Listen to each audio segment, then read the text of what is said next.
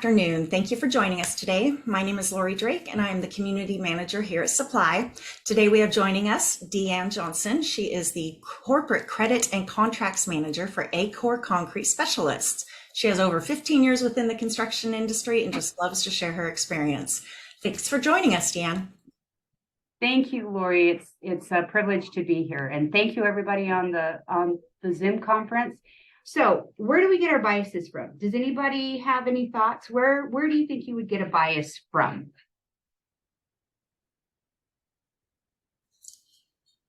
Go ahead and put it in chat, or you can take yourself off mute if you'd like.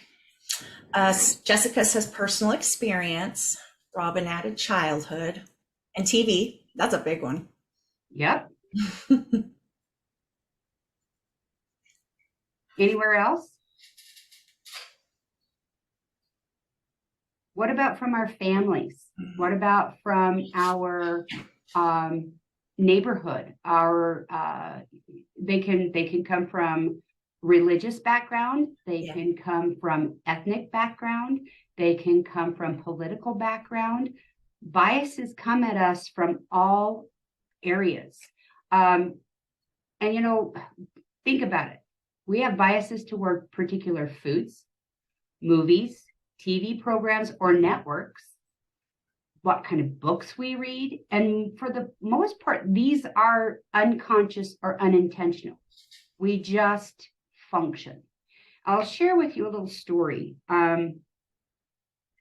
how unintentional bias affects me on a daily basis.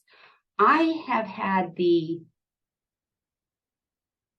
misfortune, I guess is the word I want to look to, of being in two separate active shooter situations. And that has changed the way I view public situations. And I do it unconsciously, but when I walk into, let's say I go into a mall, I'm looking for exits without consciously knowing that I'm looking for exits. I'm looking for places to hide without consciously being aware I'm looking for places to hide. I am unconsciously aware of the people who are surrounding me. Are they too close? Do they seem threatening in any way? So that's a bias, right? And that's to protect me. That was from my own experience, and that helps to protect me. But biases can be good or they can be bad, positive or negative. You might have a positive bias and there was some studies done where people with disabilities were treated differently because of their disabilities, whether they were requested or had requested accommodation or not. We're trying to be polite, right? We're trying to do what we've been taught our entire lives to be sensitive and to treat people the way we ourselves would like to be treated. But we don't ask these other people if that's how they would like to be treated. So that's another bias on our part. We assume that they want to be treated the way we are, the way we would like to be treated. So where would these biases, how could these biases affect us? In what areas of our life could these biases affect us, whether in work or in personal life? Anybody? I would say everywhere. Okay, can you give a more definitive, like, let's say in work, where would a bias, positive or negative, affect how you do business? Probably interviewing, hiring somebody. Okay. Yes, Anybody else? Just said hiring. Mm-hmm. What about job assignments? Do you tend to give something that's more technically evolved to someone who is younger because you feel that they understand technology better than maybe somebody who is older? What about granting access to specific areas in your department? Do you look at do your biases affect your ability to trust someone, to give them access to specific areas in your files? We also have extending credit. Yes, definitely. And there's some good studies in some of the books I've read where, and we'll get into this maybe a little bit later in more depth, but where we can be biased by a name. How's that for you?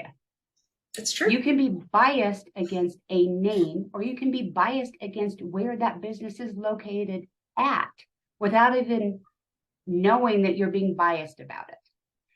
So let's move on to the next, because we've got lots of discussion and I do want more input, but we'll get to that input slide here in just a moment, so bear with me. So this was something that I thought was unusual. We're even biased against our biases. So studies have shown that negative impact decisions being made using unintentional or unconscious bias are seen as being less destructive than negative impact decisions using conscious bias. So think like a protected class, because the intent was not conscious. But in the end, the results are just as damaging. So the example that was used, and I thought this was kind of appropriate. So if you hit someone, physically hit someone, and you claim you didn't intend to hit them, does it mean it hurts them any less? No, it doesn't. It hurts them the same. You're just trying to absolve yourself of not being aware that you did what you did, right? And again, this is just human thought processes, human nature, and we're just here for discussion. No blaming. It's just something to some interesting facts to kind of mull over and think about. So where do we excuse unintentional bias after we find out about it and dismiss it because it wasn't intended to be negative? So and I then what have do a we do? story. Go ahead. So I think it's what you're talking about. So I used to be a Mhm. headhunter, and companies that I work with used front office appearance for reception positions. So Mhm. anybody that would come in and interview with me, I'm looking for that front office appearance in order to work with them. So I'm not sure if that's the same thing, but obviously it's wrong. Yep. No, it's very, very much in that ballpark, because okay, let's think about it. You're interviewing somebody and you have a corporate culture that they need to fit into. That's a bias.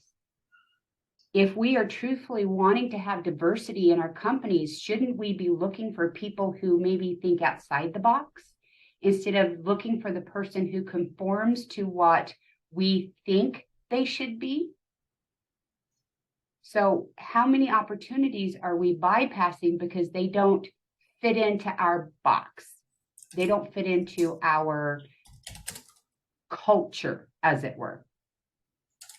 So no, that's a great story, Lori. Sometimes, and we don't think we're doing it because this is the way we've always done business. And there's a great chapter in one of the books I read where they talk about verbiage and terminology and how it has seeped into everyone's language. And we don't realize that what we're reiterating is biased information. And we'll get into that here in just a second. So how and when do unintentional biases affect our decisions? We already said interviews. We talked about training. How about networking opportunities? Interesting story that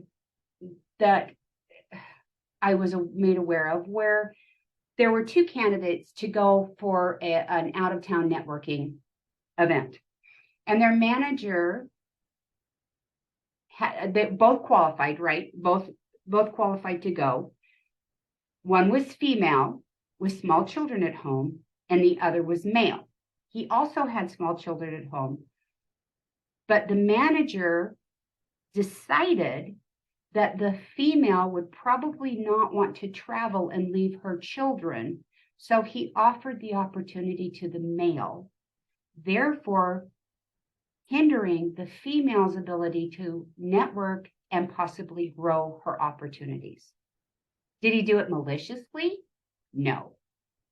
But by not asking the question of both candidates and making the letting them make that decision, he made a bias against the female. And it can work either way, right? If you're hiring for, and we have in our mind, again, it's a bias of who should be in specific positions. Receptionist. If you are hiring for a receptionist position, you are 89% more likely to hire a female than a male. Why? Because we are from the media, from information we're giving, the receptionist should always be female, a friendly face, very nicely appointed, a nice speaking voice. But can't a male do that job just as well? We also have a tendency to think that females may not need the money that the male will need. So the male won't be happy long term in that position because they're going to need to, support a family or whatever that looks like. Again, those are internal biases that we need to get past. Credit applications, that was a good one. You can be biased on credit applications based on where the business is located, maybe even the business name. Sometimes if you're asking a person about their business and maybe somewhere in your past, without even knowing it, you were bullied by a person that had that same first name or that similar name or similar mannerisms as that person, your biases are going to push you toward not being open or receptive to that person, whether you're conscious of it or not. How about dealing with clients, both internal and external? If you have, and I hope there's not a lot of salespeople on here, and if there are, I apologize humbly, because I love my sales team. But if you have a salesperson that is difficult to deal with, and you have a customer that comes in and they are this salesperson's customer, are you going to be more prone to being open to that new customer? Or are you going to be a little bit more reserved because of the affiliation with the salesperson? We have Jessica saying that salesperson's previously bad experiences have affected credit decisions despite business credit reports. So again, that's that interaction between the sales and the credit person. Exactly. And, what we do is a balancing act. And I know a lot of you on the phone right now are thinking, but you know what, Deanne, I've been doing this a long time. I can read people. I know when somebody's, giving me a line. I've seen this happen before, similar companies, similar situations. But again, not discounting your experience, but is that the truth for all companies? Are you basing your previous experience and you're doing the always and all the time and putting that onus on this one particular company or customer because of the salesperson's response? Maybe it's a personality disagreement between your salesperson and the customer. We're all people, and sometimes we just don't mesh with one another, and that's okay. What about if you are talking to a customer, and this is another one, because we are sensory people, right? Humans are sensory people. They say a phrase that is a hot button for you. And I'm going to, and my intention is not to offend anybody here, but this is what I was talking about when I was referring to, we have language that has filtered into our vocabulary that is biased in nature without even realizing it, because we've heard it, we've seen it. And I'm not talking about the stuff that comes under bigotry. I'm talking about the little. So there's a phrase, and how many of you have used the word or the phrase jerry-rigged? Meaning, you had to put it together with bubble gum and baling wire, as my dad used to say. Does anybody use the word jerry-rigged or the term jerry-rigged or something similar? Because that term is a derogatory statement against Germans at the end of World War II, when the German army was running out of money to keep their tanks and their equipment going. And so they would have to rig their things together to keep them going. We adopted the term jerry-rig, and that has gone on through today. If you say that to someone who is of German descent, they may take offense to it without you even knowing that you've said something that has offended them. So, what if somebody is saying something, and I will use another experience, personal experience, telling you a story here. I don't know if you guys saw on the first slide, but my name is spelled D'', capital A-N-N. It's the French spelling of Deanne. I have had two people in my life, point blank, say to my face, well, I guess your parents didn't know how to spell. Was that an intended slam against my parents, or were they just trying to make conversation and thought it was funny? My mother was an English teacher. My mother knew more about the English language than I could ever hope to know, right? So when someone says something that makes you sit up and you feel that negative pull, do you consciously make note of that? And then do you look at that hard line and say, why is that triggering for me? Is it because it's truthfully something that offends me? Or is it because it's something that I have heard in the past and somebody else said it and it made me uncomfortable? Again, these are just talking points on bias, right? What about, Yeah. oh, go ahead. So this one's pretty bad. So share a little information with you. So I was at a job and I was 35 and I got pregnant, and one of my customers came in to make a payment and she found out and she goes, "Aren't you a little old?" Oh, wow. I'll never forget that. Oh, wow. Yeah. Yeah. In the presentation that I was in, and this happened in Congress. So there was a bill that was being debated, and there were 4 senators that stood up, 2 male, 2 female. And the Speaker of the House, of course, they were talking over one another as they do. And the Speaker of the House banged the gavel and said, "Look, let's do it this way. Let's have the 2 congressmen speak first, and then we'll have the ladies speak after." In that moment, unintentionally, because I'm sure in the speaker's mind, the House Speaker's mind, he was just trying to differentiate who was who. But in that one sentence, he nullified the fact the 2 female were also Congress people in their own right, having just as much right to be there as the 2 gentlemen that were also speaking. Was it intentional? Probably not, but the result was the same. So if you think about when you're talking to people, do you make that kind of statement, that broad-based statement? And again, it's part of our verbiage, everyday verbiage. We say mailman instead of mail carrier.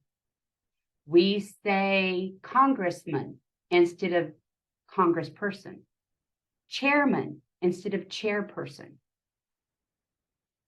These are terms that we have assimilated into our language, and they're not intended to be hurtful or disregarding in any way, shape, or form, but they can become that if they are used over and over and over again to negate someone else's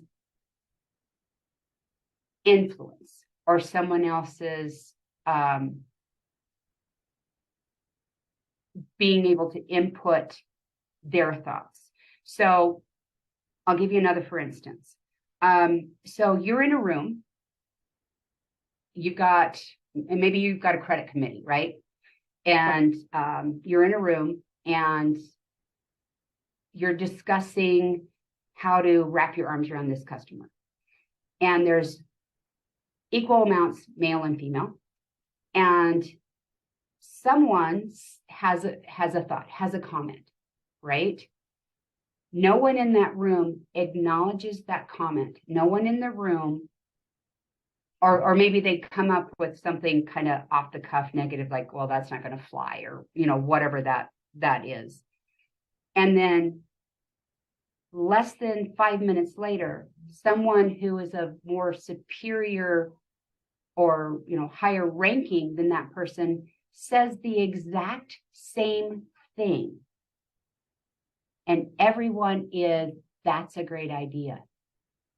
Let's go with that. I'd never thought about that. And no one stands up and says, wait a minute.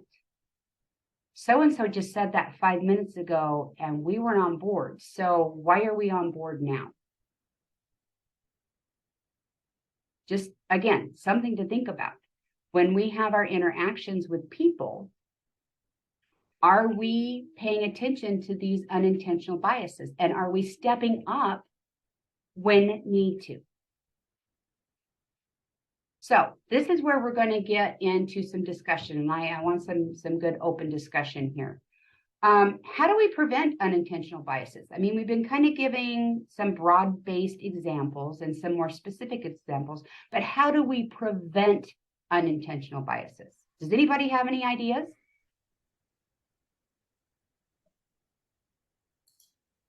I see Brian came off mute. Hey, Brian, Yeah. let's hear from you. Yeah, Brian's trying to figure out what he wanted to say. Bad when you get put on the spot, huh? Right. Well, the problem with the biases is, like you said, they're already baked into us. So we don't even know we're offending people when we're communicating with them. Right. So I think that the only way that we can avoid it is to know that, to be aware that it's out there, and we have to be more open-minded when we're communicating. Good point. Very good point. Being in awareness of what we say, when we say, and how we say it is the first step. What about, what if you have somebody sit in with you? Somebody who is a third party, not necessarily disinterested, but somebody who can listen into the conversation, and then later on, somebody you trust, give you feedback. Would that be a benefit? Would you be able to keep your mind open to that thought process where they're saying, hey, you said X, I don't think you meant to come off that way, but maybe next time try saying it this way, right? How do you think that would be? Would that work? Would that be something that you could do? Yeah, I think that would work great. In fact, I should probably do that when I'm talking with my wife. So well, good luck on that one. Right. So my thought on that was, I think you would watch what you're saying if you know you're being listened to, so they might not come up. True. one of the thought processes was, so if you're doing applications, blind applications, so in other words, they're nameless. You're basically looking at the application based on the person's skill set, not their name, not where they're located, just based on their skill set. Then once you have your top 3, top 5, whatever, then a third party goes and makes those appointments. And until they walk in the door, you don't know their name. You're making your first cut based on skill set alone. And here's what I'm talking about. Studies have shown that, and this was used for MCATs. If you know what MCATs are, they're the tests that medical students must take in order to get into medical school. So these are extremely stressful tests, right? Not that in my book, every test is a stressful test, but these are extremely stressful tests. Studies have shown that, and it's funny because I'm looking outside watching the snow, that test takers who take their tests on days where it is overcast and cloudy do worse than they do if it's a nice sunny day. Is that bias? Yeah, it is. Because they're in their mind, the overcast day, unless you're somebody who likes storms, I guess, the overcast day influences how they look at their future, right? So would that be an effective, would that affect the way you use in your hiring process or even your vetting of credit applications? I don't know how many of you actually have an office with a window. Does your thought process or your mood of the day affect your decision? Anybody?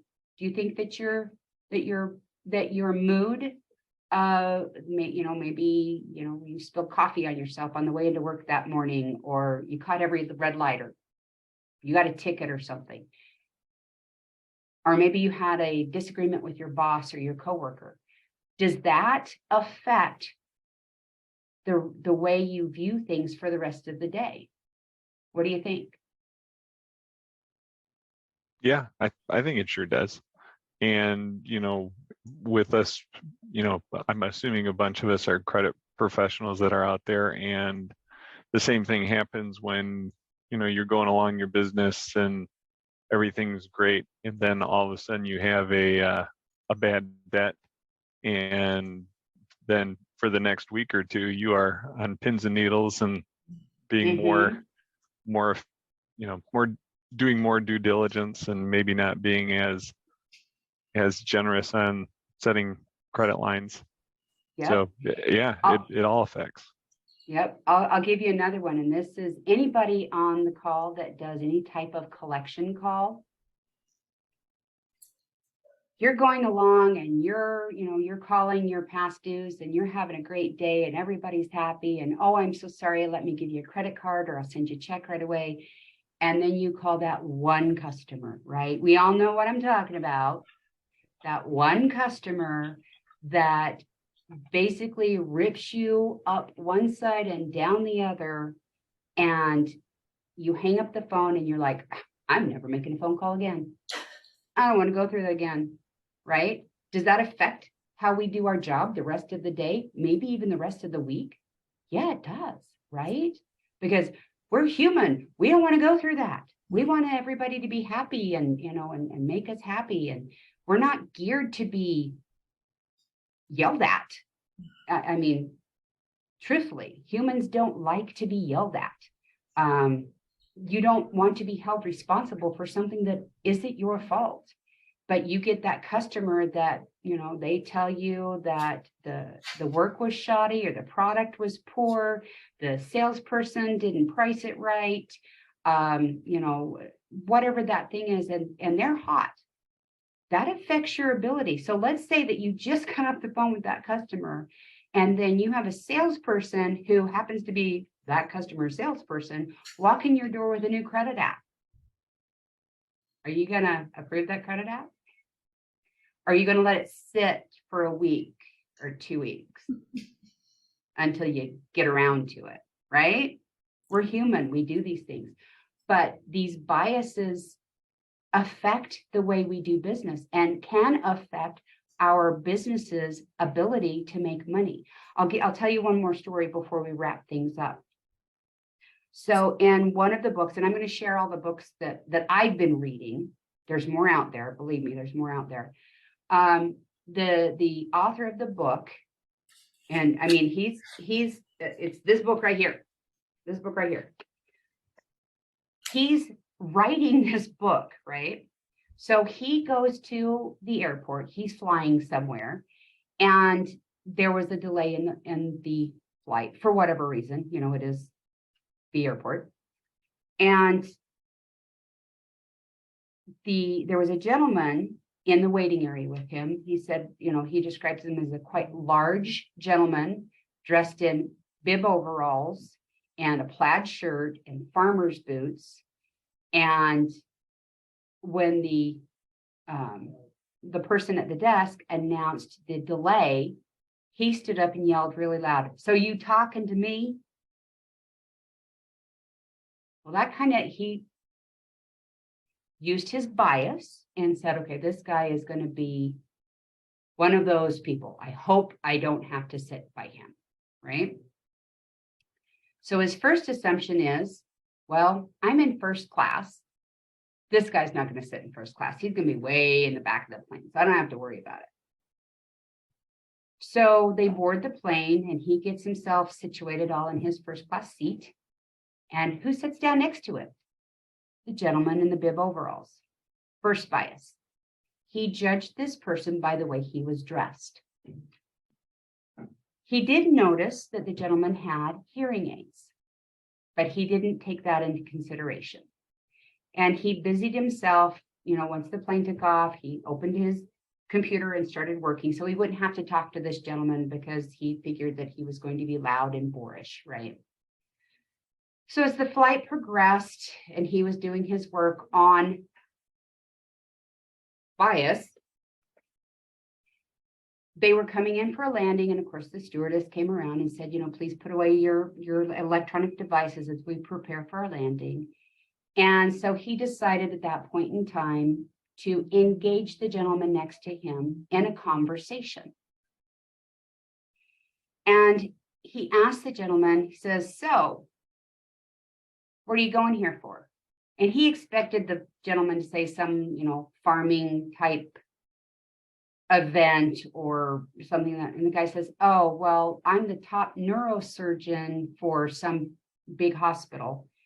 And I'm going to present," the word present, "on how our brain is pre-wired for biases."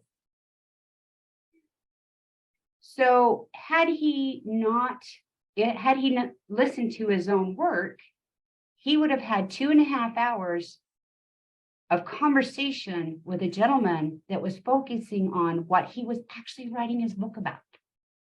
But all because he had the bias that the man was not dressed as he would have thought a man of, a neurosurgeon would be dressed.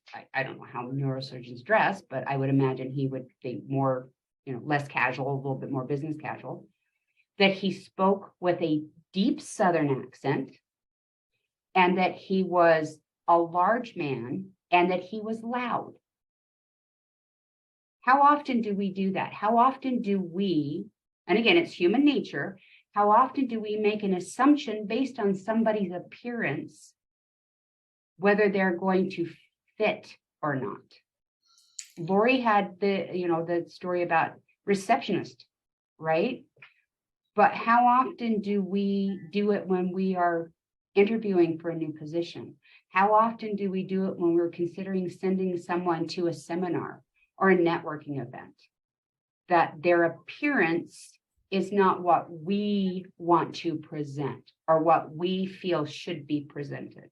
How often does that happen?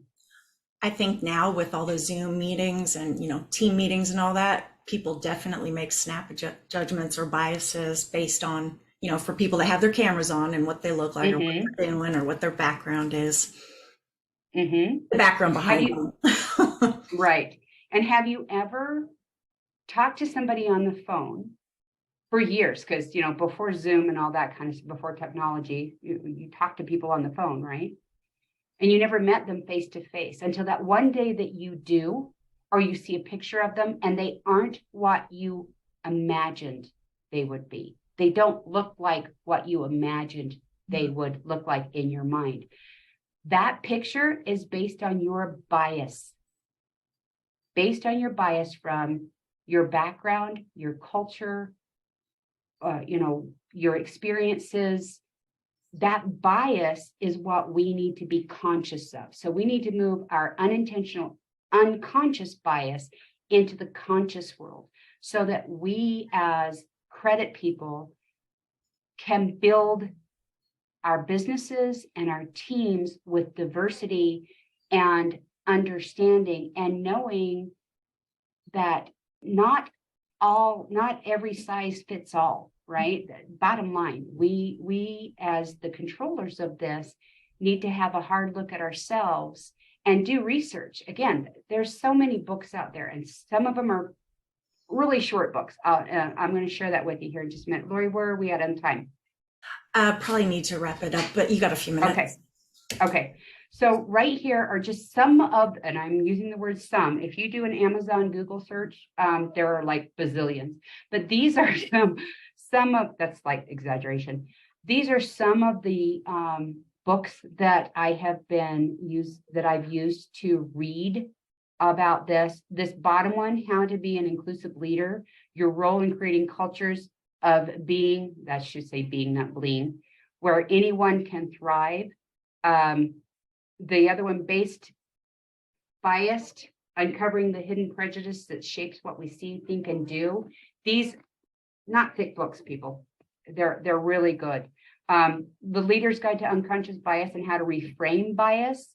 That's a really, really good one. I strongly recommend that if this is a subject that is of interest to you, grab one of these books. If you want to start small, the bottom one, How to Be an Inclusive Leader, is, I think, maybe 150 pages long. Gives you some good insight. But I strongly suggest that if this keys your interest, start doing some research and start being aware of where your biases play in your everyday life, inside business and outside business. And that's it, everybody. Thank you so much. I hope you got something out of this, and I hope that you enjoy reading some of this stuff and learning about your brain and how we process information as humans. I think I'm actually going to be making a note when I figure out, oh, that was bias, just kind of make a note, see how often personally I do that, because obviously I would like to change that. But I want to thank you so much, Deanne, again, for taking time out of your day and sharing all this information with us. For everybody else, I will be sending out the slides along with the recording, so you don't have to try and write down all those book titles.